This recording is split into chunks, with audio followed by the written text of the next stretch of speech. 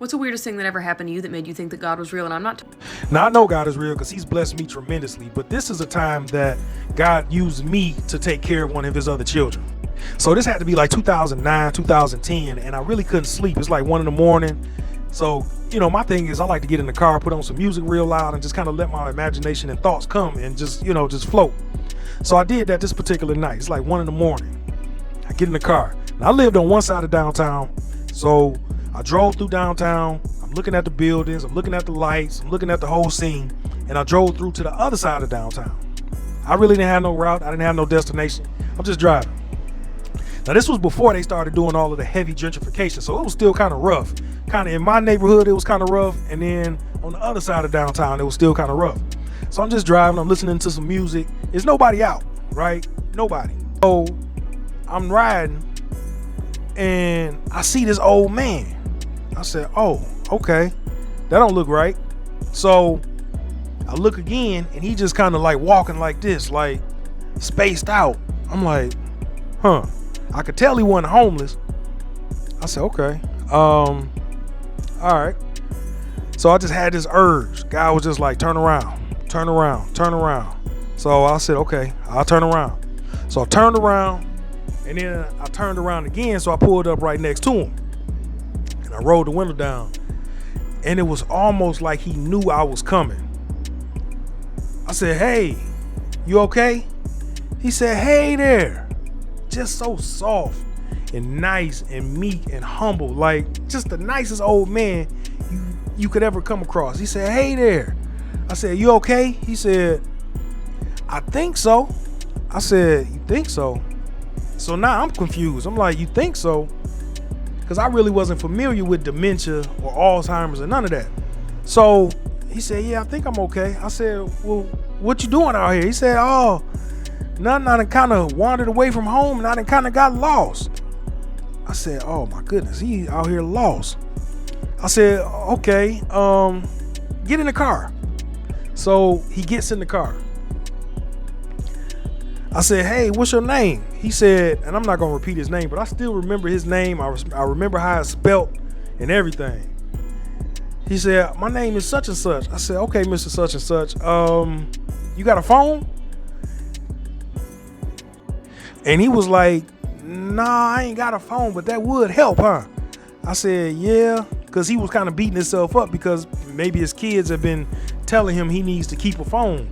But he was like, nah, I don't have a phone. I don't too much know how to work one of those. I said, okay.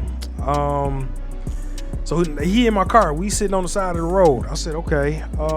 You got a phone? I said, where you live? He said, I can't quite remember. I don't know exactly where I am. That's why he was looking around in space like this, looking at the houses and everything. I said, okay. I said, okay, sir, let me, I'm not going to take your money, but do you have a wallet? He said, yeah, I got my wallet. So he reached in his pocket, got his wallet out, gave it to me. Full of money. You hear what I'm saying? Full of money. And I'm not talking about no ones and fives. I'm talking about 50s and 100s. I said, okay. So now I know for sure something ain't right because he got money. Open up his wallet, see the money. Then I start going through and I see his ID.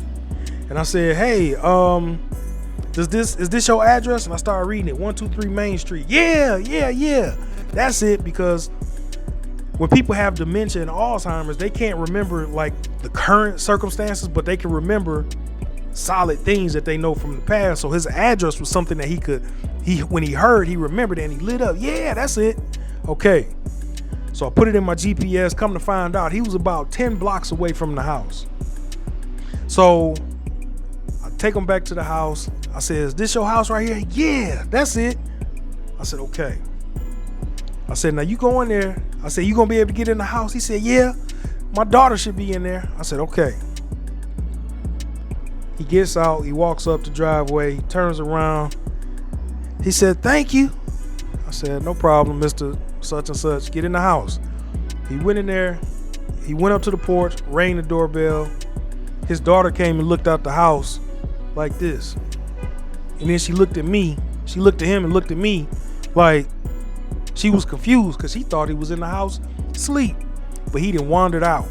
And got away from the house, about 10 blocks away from the house, with a pocket full of money, probably his whole Social Security check. And yeah, so that was a time that I really realized how God actually works, and that God actually works through other people. He actually uses his other children to bless his other children.